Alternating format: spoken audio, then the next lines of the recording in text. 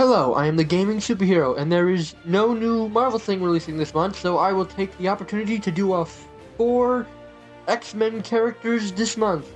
One a week, and to kick off the celebration, I'm making a kit for the Raging Pagan. Note, I have had this kit made up for like 4 months now.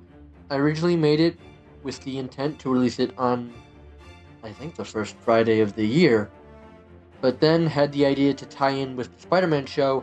Then I tied into the Captain America movie, and then the Daredevil show, so now I can finally show his kit to the world. But first, Remy LeBeau first appeared in X-Men Annual number 14, technically, but from what I can tell, this is due to his actual first release intended appearance in Uncanny X-Men number 266 being delayed, so he appears in the annual with the expectation everyone knows who he is and why he is just hanging out with a de-aged Storm.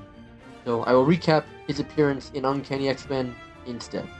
We open with Storm, who is a child now for some reason. It is never explained. The issue even opens with Storm, leader of the Uncanny X-Men, now mysteriously trapped in the body of a child.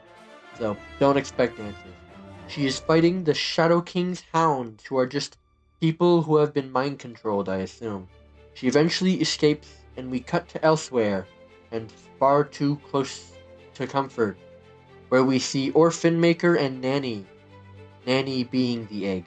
Both are looking for Storm to protect her from the Shadow King.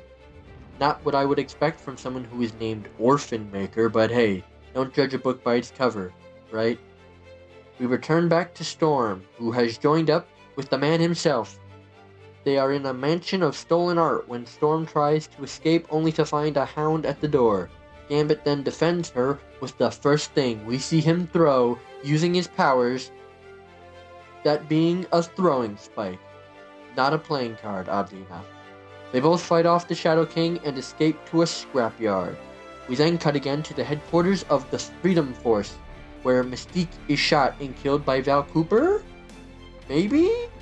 I don't know, it's one of those ambiguous endings where you hear the shot but don't see the end result, leading me to believe Mystique survived. Well, that and a few other reasons. Overall, nothing too crazy here, other than the large amount of fanfare he got for his first appearance.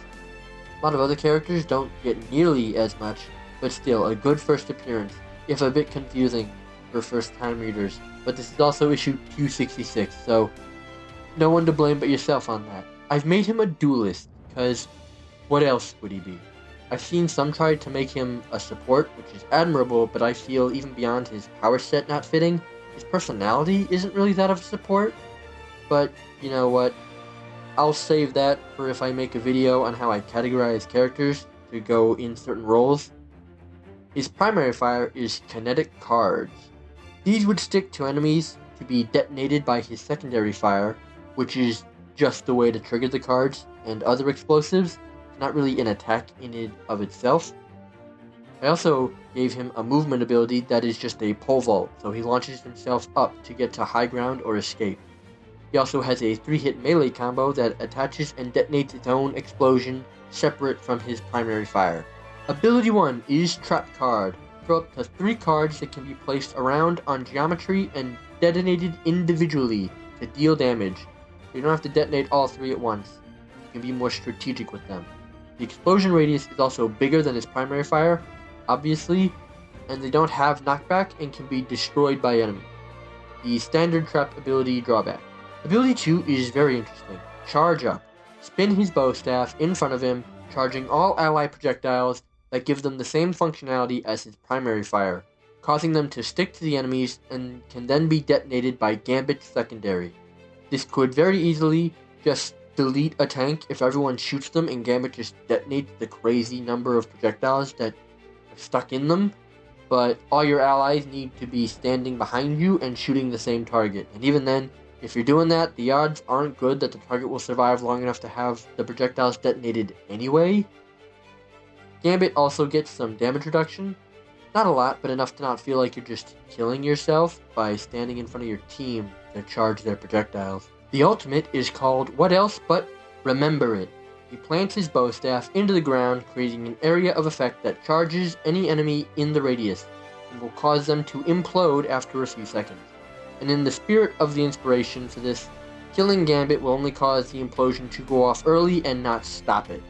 This is to make it different from Scarlet Witch's ultimate, with the only way to counter the ult is to not end up in the death zone, because yes, even if you leave after having entered the zone, you will still be charged and become a bomb that could kill allies if you're too close. To balance this out a little bit, if you're not in the zone at the time of detonation, you will not take full damage and thus have a chance to survive, but otherwise, you will explode and die. I also gave him a team-up with Wolverine and Captain America called Kinetic Upgrade. Either character can charge up their claws or shield to deal bonus explosive damage, with the final hit in the charge being extra large, allowing them to hit multiple enemies in it.